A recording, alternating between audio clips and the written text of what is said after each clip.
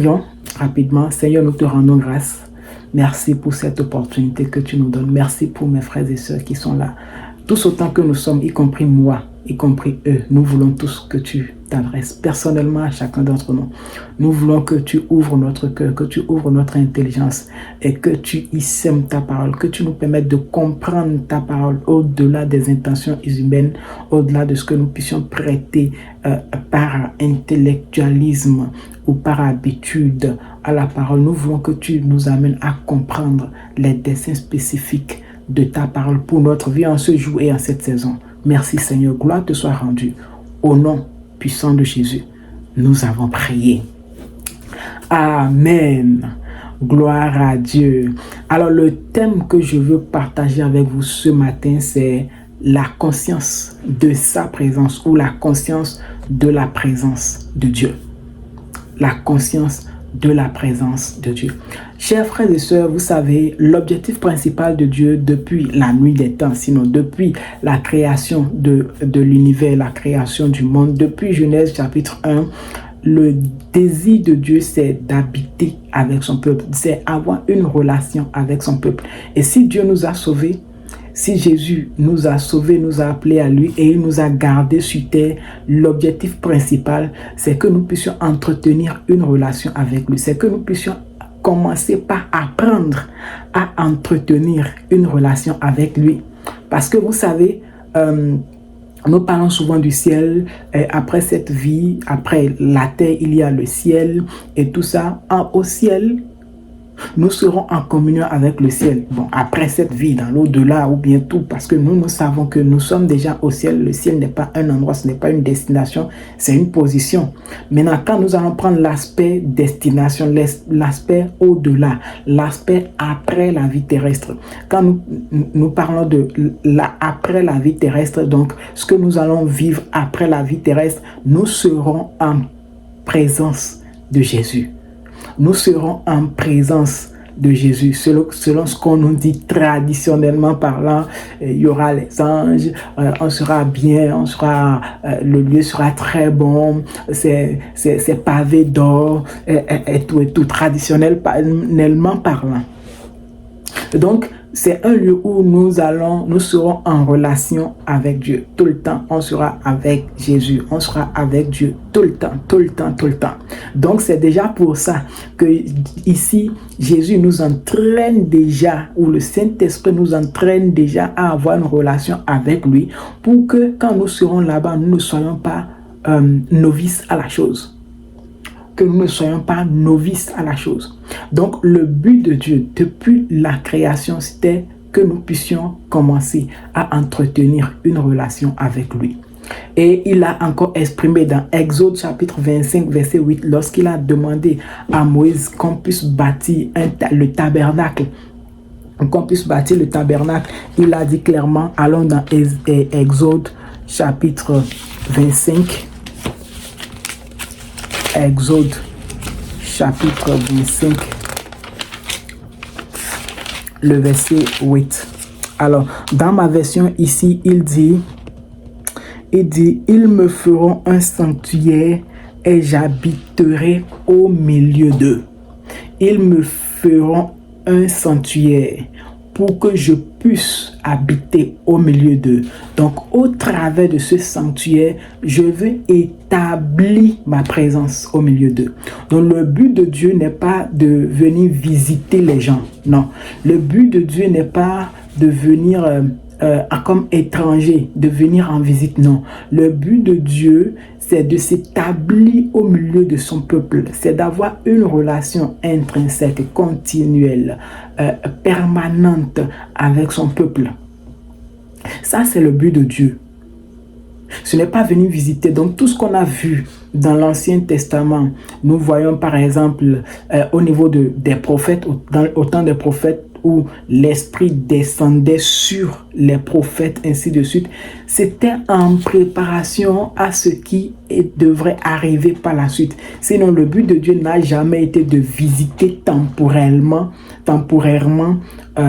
les gens. Le but de Dieu n'est pas de descendre sur une catégorie de personnes données. Le but de Dieu, c'est vraiment que tous, autant que nous sommes, surtout croyants, que nous puissions avoir une relation personnelle avec lui. Et c'est ce qui a été concrétisé au travers de Jésus. C'est ce que Jésus a annoncé quand il était arrivé. Après, il a dit, il vous est avantageux que je m'en aille. Et il faut que je m'en aille pour revenir maintenant sous une autre forme, sous la forme du Saint-Esprit. Et la forme du Saint-Esprit, c'est la forme qui permet à chacun d'entre nous de vivre la présence personnelle de Dieu. Le Saint-Esprit, c'est Dieu, mais qui est désormais établi en nous.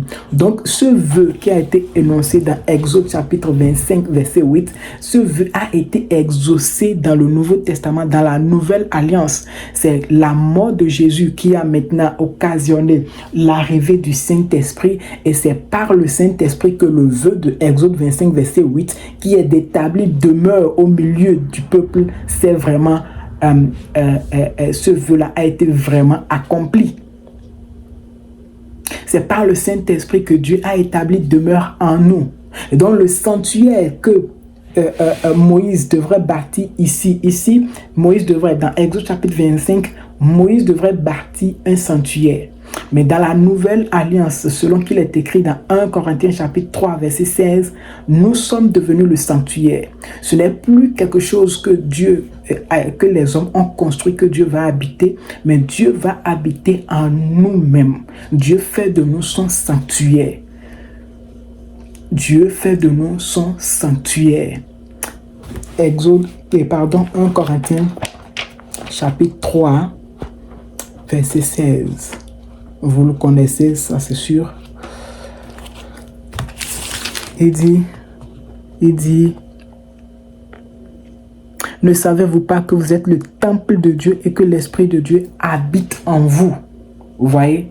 Donc, c'est par le Saint-Esprit maintenant que le vœu qui a été énoncé dans Exode chapitre 25, c'est ce vœu-là a été pleinement exaucé dans la nouvelle alliance au travers du Saint-Esprit. Et donc désormais le Saint-Esprit a érigé demeure en nous. Le Saint-Esprit s'est vraiment établi en nous. Le Saint-Esprit ne vient plus pour partir ainsi de suite de temps en temps. Non, il est venu établi demeure en nous, bien-aimés. Alors, maintenant que nous savons qu'il a été établi demeure en nous, qu'il est en nous tout le temps, sans arrêt. Il n'y a pas de saison où il est là et de saison où il est parti. Non, il est là permanemment. Maintenant, la question que je me pose et la question que nous devrons nous poser également, c'est comment profiter au maximum de sa présence? Comment jouir pleinement de sa présence? Comment est-ce que nous pouvons vraiment jouir de sa présence? Et c'est ça qui nous amène dans notre histoire, dans l'histoire que je veux vraiment, dans l'histoire dans laquelle nous allons vraiment regarder ce matin, qui est dans 2 Rois, chapitre 6, à partir de verset 8. 2 Rois, chapitre 6, à partir du verset 8. Et donc, je vais lire progressivement, on va parcourir et puis on va étudier ensemble. Alors, le roi de Syrie était en guerre avec Israël. Dans un conseil qu'il tint avec ses serviteurs, il dit, « Mon camp sera à tel endroit. » Mais l'homme de Dieu fit dire au roi d'Israël, « Attention, ne passe pas à cet endroit, car c'est là que les Syriens descendent. » Le roi d'Israël envoya des hommes se tenir en observation à l'endroit que lui avait mentionné, et s'y allait l'homme de Dieu. Cela ne se produisait pas seulement 1 ou 2 fois, si bien que le roi de Syrie en eut le cœur troublé, tout troublé. Il appela ses serviteurs et leur dit, allez-vous enfin me dire lequel de nous est partisan du roi d'Israël? Alors, je vous explique le contexte ici. Ce qui se passe, c'est que les Syriens étaient en guerre avec les Israélites. Et donc, le roi de Syrie a fait son complot, il a tenu son conseil avec peut-être les sages ou je ne sais pas, en tout cas les personnalités de la Syrie. Et puis, ils ont décidé d'attaquer Israël, mais à partir d'un endroit donné, à partir d'un camp donné. Alors, ce qui se passe, c'est que tout le temps, quand ils planifient leurs choses, quelqu'un va vendre la brèche. Quelqu'un va vendre la brèche. Tout le temps. Ça ne s'est pas passé une fois, ça ne s'est pas passé 2 fois. Tout le temps. Quand on dit on va attaquer par le nord, les Israélites ne sont plus au nord parce qu'on leur a vendu la mèche. Ils savent que les Syriens vont venir par ici. Alors, ils ne se positionnent pas là. Ils sont totalement absents de là. Donc, les Syriens, ils vont, ils attendent, ils perdent leur temps indéfiniment. Ça s'est passé plusieurs fois. Alors, le roi s'est dit, non, il y a quelqu'un ici, il y a une taupe parmi nous, il y a quelqu'un qui va vendre mes secrets. Il y a quelqu'un, quand on fait les conclusions ici, quand on tire les conclusions ici, il y a quelqu'un qui va vendre la mèche. Alors, c'est ainsi que le roi a regroupé son équipe et a demandé qu'on lui dise c'est qui parmi ceux-là qui ont l'information, qui va vendre l'information. Alors, verset 12, l'un de ses serviteurs répondit, personne, mon Seigneur le roi. C'est Élisée le prophète qui est en Israël, qui rapporte au roi d'Israël les paroles que tu prononces dans ta chambre à coucher. Gloire à Dieu. Donc ici, l'un des serviteurs du roi de la Syrie lui dit, écoute, personne d'entre nous n'a le courage de faire ce que tu dis. Personne d'entre nous n'a le courage de vendre la mèche. Nous sommes totalement, parfaitement en communion, vraiment avec toi. Ici, nous te supportons, nous te soutenons. Tu as vraiment notre voix totalement. Mais écoute, il y a quelqu'un. La personne, il n'est pas parmi nous. Il s'appelle Élisée, le prophète. C'est lui qui va vendre la mèche. Lui là, écoute, même ce que tu dis dans ta chambre à coucher, il l'entend. Donc, il fait cette nuance-là. Pourquoi? Il fait la nuance de la chambre à coucher pour dire, écoute, même si tu penses que ici, nous là, nous t'écoutons et puis nous allons vendre ta mèche, je te dis que ce n'est pas nous parce que même ce que tu dis dans ta chambre à coucher, parce que ta chambre à coucher là, nous, on n'est pas là-bas. Donc, ça veut dire que nous, on n'entend pas. Personne n'entend ce que tu dis dans ta chambre à coucher.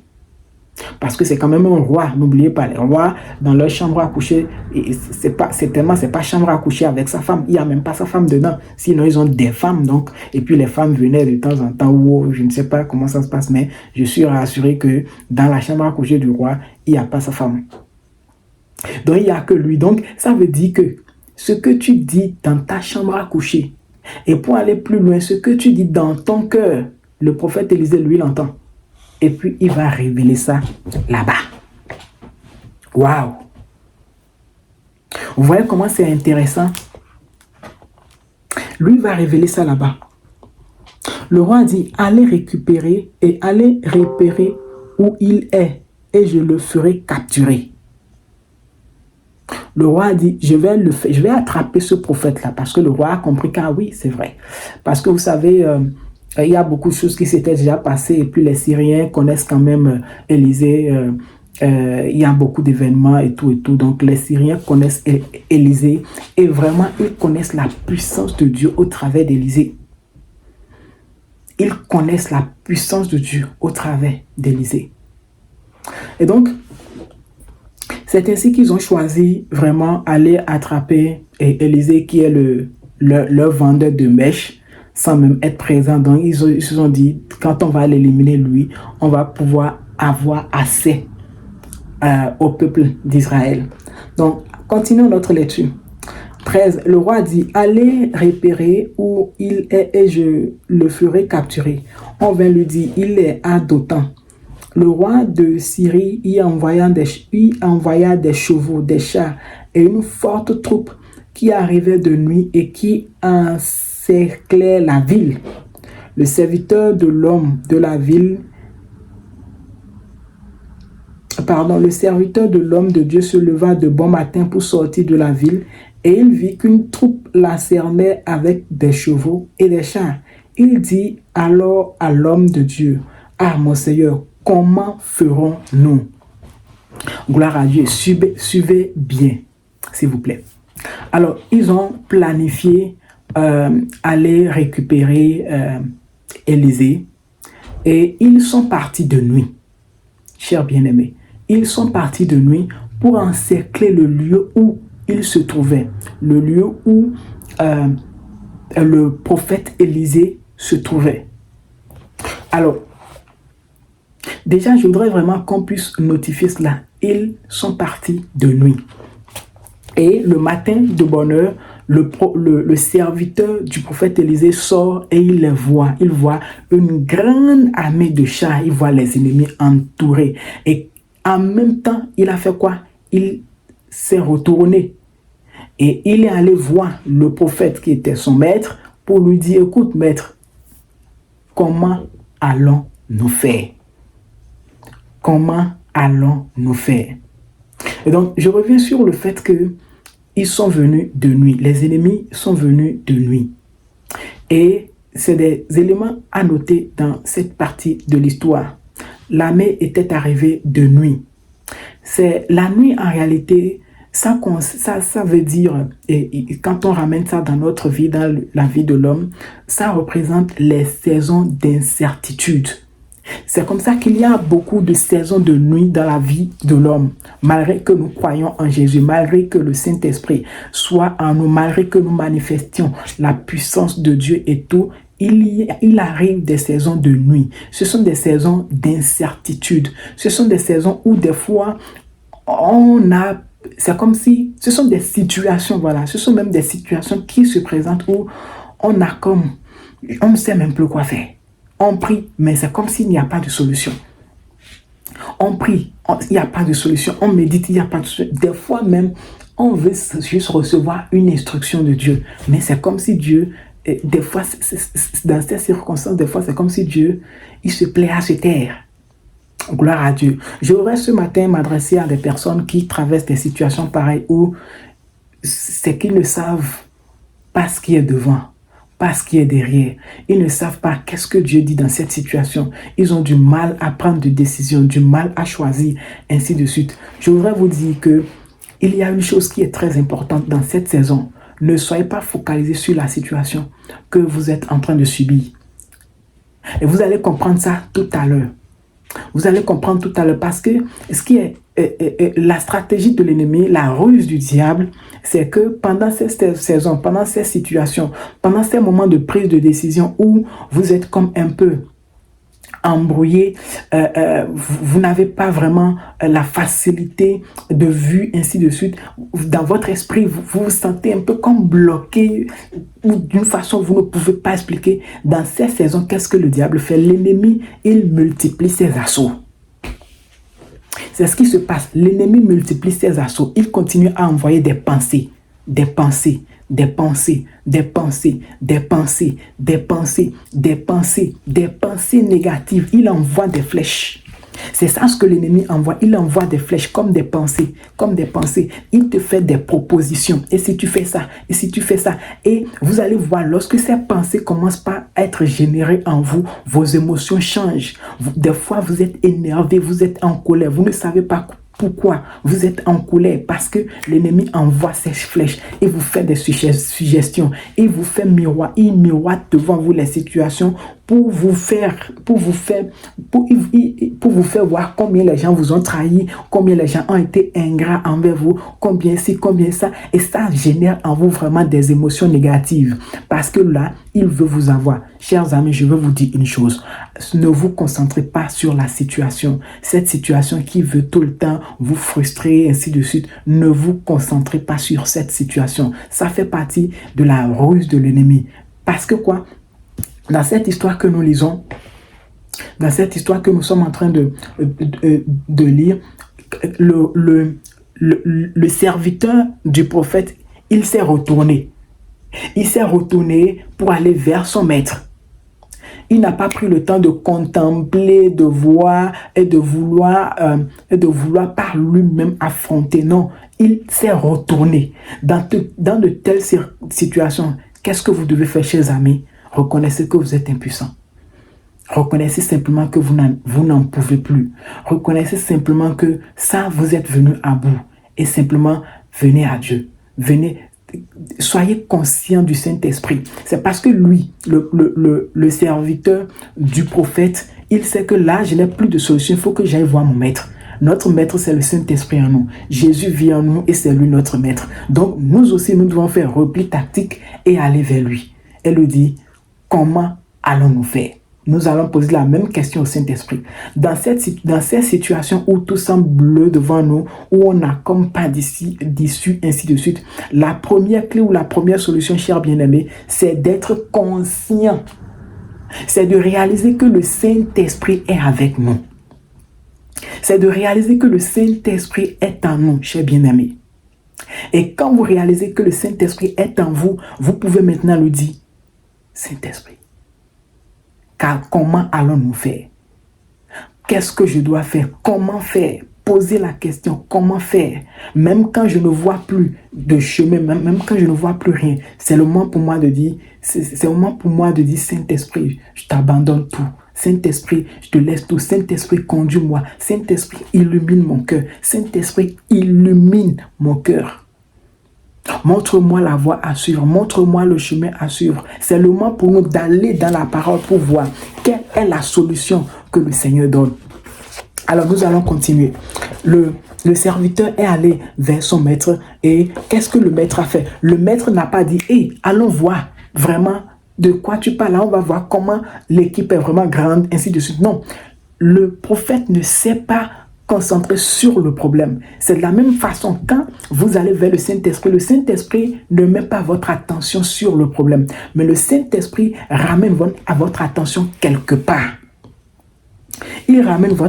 Il détourne votre attention du problème, du défi, et il vous amène sur quelque chose d'autre qui va vous donner la solution. Et donc, c'est ce qui s'est passé ici. Je me détache un peu du texte. Il a dit, le prophète a prié pour que Dieu puisse ouvrir les yeux de son serviteur, pour que le serviteur puisse voir combien l'armée qui est avec eux est plus grande que l'armée qui est avec le camp ennemi. Gloire à Dieu. Vous voyez, devant le problème, qu'est-ce que le prophète a fait? Il a changé le regard. Il a détourné le regard de son serviteur de l'ennemi et il a retourné le regard du serviteur vers la force qu'ils ont. Vers la force que les autres ils ont, vers l'appui, vers le soutien que eux-mêmes ils ont, vers l'armée qui est avec eux. C'est pourquoi je voudrais vous encourager à regarder tout le temps à la solution qui est le Saint-Esprit, la personne de Jésus, à ne pas être focalisé sur des situations que vous vivez au quotidien. Vous savez quoi? Les défis, nous allons toujours les vivre. Vous allez toujours et toujours les vivre. Ça va toujours et toujours arriver. Mais tout le temps, chers bien-aimés, soyez focus sur le Saint-Esprit qui est en vous. Sachez qu'il est avec vous. Et quoi qu'il arrive, que votre regard soit, il est là. Il est là. Je veux lui faire confiance. Le Saint-Esprit est là. Pas simplement au jour de la Pentecôte, pas simplement lorsque vous venez à l'étude biblique, pas simplement lorsque vous êtes avec les frères, partout, le Saint-Esprit est avec vous. Donc quand il vous arrive des situations pareilles, ou quel que soit le défi, rappelez-vous, le Saint-Esprit est là, le Saint-Esprit est là, la mort a disparu, Dieu donne un plein salut. Vous voyez, le Saint-Esprit est là, la mort a disparu. Dès que vous devenez conscient de la présence du Saint-Esprit, alors toutes les autres choses disparaissent. Tout ce qui ne glorifie pas le Seigneur disparaît. Maintenant, le problème, est-ce que toi, tu vas continuer à voir le défi ou toi, tu vas te concentrer sur le Saint-Esprit qui est déjà là? Est-ce que toi, tu vas te focaliser sur le Saint-Esprit ou bien tu vas te focaliser sur le défi auquel tu fais face? C'est là que se trouve le problème. Parce que l'ennemi, lui, va vouloir détourner ton attention. Mais c'est à toi de rester ferme. C'est à toi de rester focus sur le Saint-Esprit. Et l'une des choses que le prophète a dit à son serviteur, il lui a dit, ne crains point. Gloire à Dieu. Ne crains point. Ne crains point. Gloire à Dieu. Et il a prié que Dieu puisse ouvrir ses yeux. Vous savez quoi? C'est notre manque de vision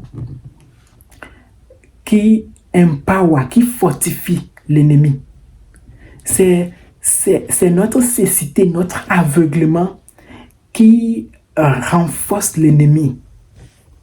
Ou, pour le dire encore plus simple, dès que vous êtes conscient dès que vous voyez Dieu en vous et autour de vous, alors l'ennemi devient impuissant. Vous voyez? Parce que dans la suite, quand vous regardez dans l'histoire, on va lire. J'ai promis de ne pas être long. Gloire à Dieu. De Roi 6, ouais. L'Éternel ouvrit les yeux du serviteur, sur verset 17. L'Éternel ouvrit les yeux du serviteur et il vit la montagne pleine de chevaux et de chars de feu tout autour d'Élysée. Les Syriens descendirent vers Élysée. Il adressa alors cette prière à l'Éternel. Veille le frapper. Veille frapper cette nation d'aveuglement, et l'Éternel les frappa d'aveuglement conformément à la parole d'Élysée.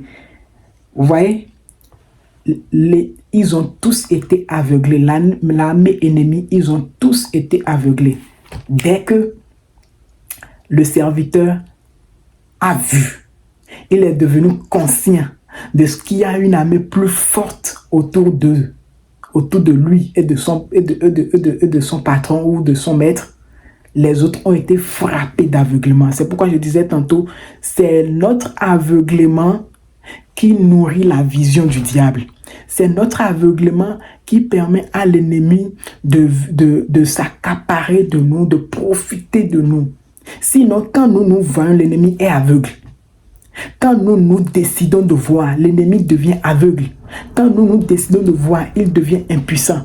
Quand nous décidons de voir, de ne pas voir la grandeur de l'ennemi, quand nous décidons de ne pas voir la grandeur, l'immensité des défis et tout, ces défis-là deviennent impuissants. Gloire à Dieu. C'est pourquoi toi, qu'est-ce que tu vas voir? Qu'est-ce que tu décides de voir? Qu'est-ce que tu décides de voir, cher bien-aimé? Alors, nous descendons. Par la suite, eux qui étaient venus pour s'accaparer du prophète Élisée. Le prophète Élisée, maintenant, après les avoir frappés d'aveuglement, il leur dit, ça devient comme un théâtre, une mise en scène. Il dit, les Syriens descendirent vers Élisée et il adressa alors cette prière à l'Éternel. Veille frapper cette nation d'aveuglement. Et l'Éternel les frappa d'aveuglement conformément à la parole d'Élisée. Élisée leur dit, ce n'est pas bon le chemin et ce n'est pas la bonne ville. Suivez-moi, je vous conduirai vers l'homme que vous cherchez. Il leur a dit, lui qui sont venus chercher là, c'est maintenant lui qui leur parle. Il dit, écoutez le gars que vous cherchez là, vous allez où? Ils ont dit, on va en Israël, on veut aller attraper un prophète là-bas qui s'appelle Élisée. Ah oui, c'est Élisée. Ah oui, je le connais, mais vous êtes trompé de chemin. C'est pas ici, non.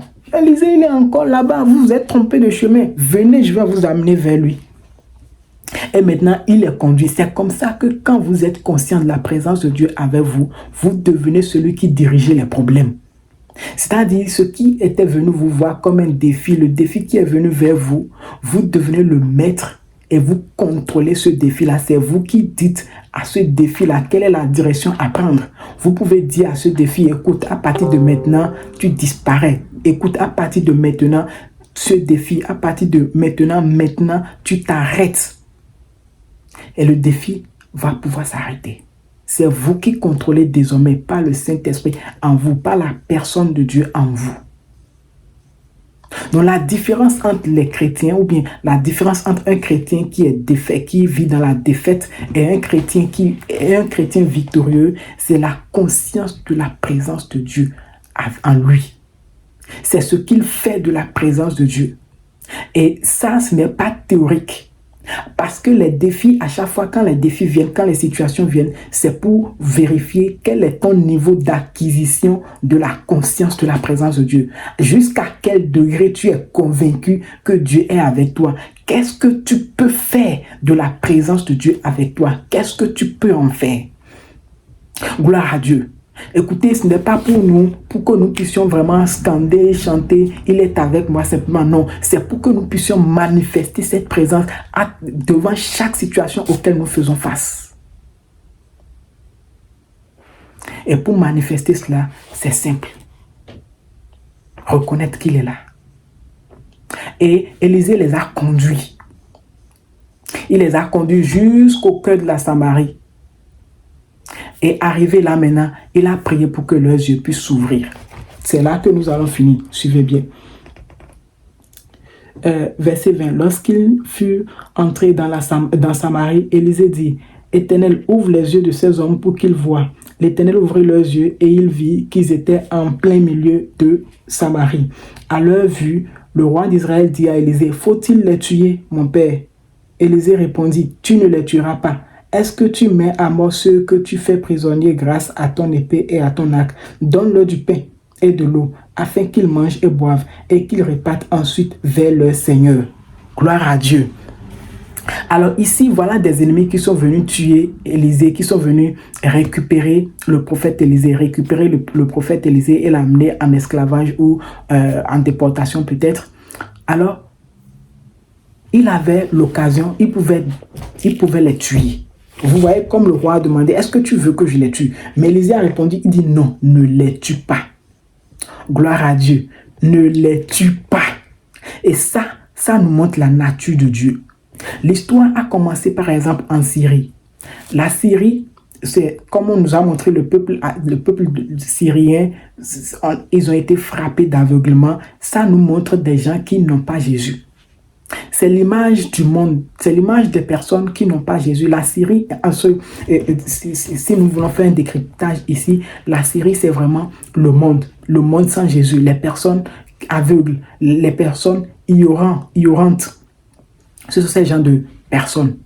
Maintenant, Israël ou la Samarie, c'est le lieu de la grâce. Parce qu'au lieu de les tuer, il ne les a pas tués. Et le prophète Élisée ici représente il est une image du Seigneur Jésus.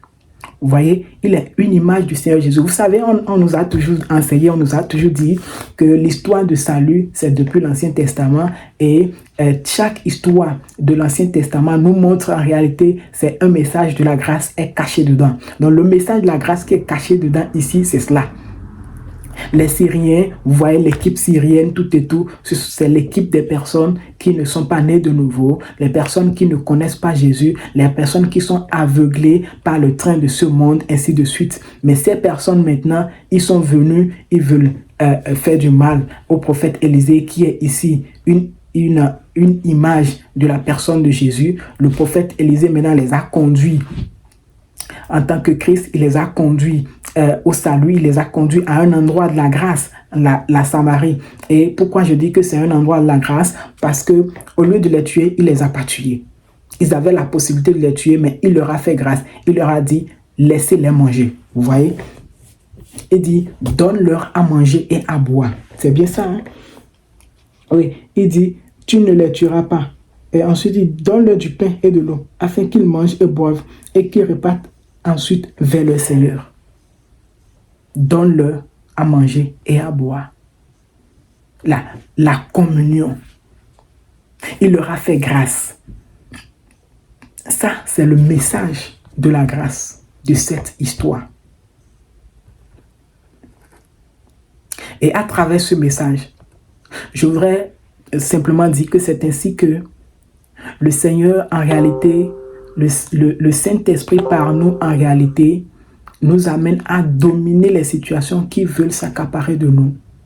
Mais tout ce qu'il nous faut, nous, c'est d'être conscient de sa présence avec nous. Quand nous sommes conscients de la présence de Dieu avec nous, c'est comme ça que nous devenons seigneurs des défis qui viennent à nous. Je ne vous dis pas que ça va se passer en un claquement de doigts, non. Je ne vous dis pas que ce sera facile à votre chair humaine, à votre personne humaine, non. Mais c'est une décision. Choisissez de rester ferme sur ce que Dieu dit. Choisissez de croire non seulement dans la bouche, mais de croire en ce que le Seigneur a déjà dit dans sa parole, qu'il est avec vous. Qu'il est avec vous. Et pour finir véritablement, quand le Seigneur est avec vous, il vous donne aussi, des fois, il vous donne des instructions. Et je voudrais vous dire, des fois, ces instructions sont banales. Des fois, ces instructions sont simples. Des fois, ces instructions sont un peu comme folles ou insensées. Écoutez, l'instruction que le Seigneur vous a donnée est utile. Quel que soit le sens que ça prend, cela est utile. Et je voudrais vous encourager à poser et à agir en fonction des instructions que le Saint-Esprit vous donne. Quelle est l'instruction que le Saint-Esprit vous a donnée? Le Saint-Esprit peut vous donner des instructions de de réconciliation. Voilà, l'une des manières par lesquelles vous pouvez reconnaître une instruction du Saint-Esprit, c'est une instruction de réconciliation. Là où il y a le Saint-Esprit, l'amertume ne vit pas là.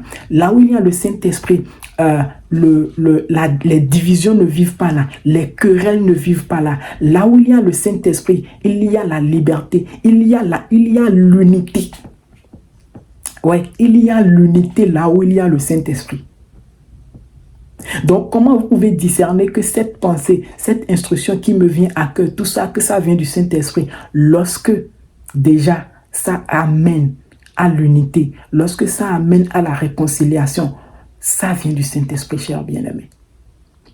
Le Saint-Esprit peut-être est en train de vous donner une instruction de pardonner, une instruction d'enterrer l'amertume, une instruction de vous réconcilier avec quelqu'un. Non, écoutez, cette division, ça ne vient pas du Saint-Esprit. Parce que ça ne vient pas du Saint-Esprit. Là où il y a le Saint-Esprit, il y a l'unité. Il y a l'unité. Donc, je voudrais vous encourager. Je voudrais vraiment vous encourager ce matin dans cette conscience. Maintenant que vous êtes conscient, la conscience du Saint-Esprit nous amène à pouvoir obéir aux instructions du Saint-Esprit. Je vous encourage à vous lever sur ces instructions que le Saint-Esprit vous donne, à marcher sur ces instructions, à agir, quelle que soit l'instruction.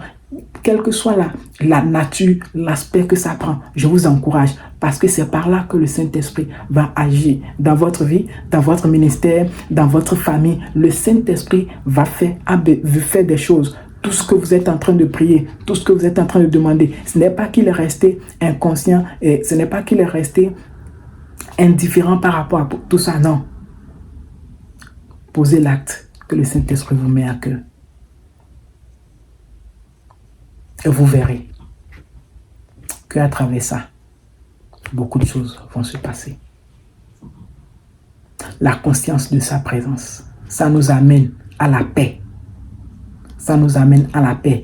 La paix que vous n'avez pas dans votre cœur, ça dépend de cette instruction que vous n'avez pas encore suivie. Là où il y a le Saint-Esprit, il y a la paix. La conscience du Saint-Esprit procure la paix. Donc, chers bien-aimés, je prie pour vous afin que Dieu vous donne la force. Oui, que Dieu vous donne la force de pouvoir obéir, de pouvoir exécuter, de pouvoir vous lever, quel que soit, indépendamment de ce que les gens vont dire, indépendamment de ce que les gens vont penser, que le Saint-Esprit vous amène, vous donne la force qu'il faut de vous lever. Oui, maintenant, recevez la force, l'énergie, l'autorité pour aller faire cette réconciliation, pour laisser passer cette amertume, pour laisser passer toutes ces choses et pour aller à cette nouvelle étape de votre vie. Le Saint-Esprit, c'est un esprit de réconciliation, c'est un esprit de paix, c'est un esprit d'amour et que ces caractéristiques puissent et que ces fruits en question puissent vraiment sortir de vous, puissent être vus de tout le monde au nom de Jésus. Merci. Merci pour votre temps. Merci pour votre dimanche. C'est sur ce mot que je vous souhaite de passer une très belle suite de ce culte et ensuite une très belle journée dominicale. Soyez bénis. Alléluia.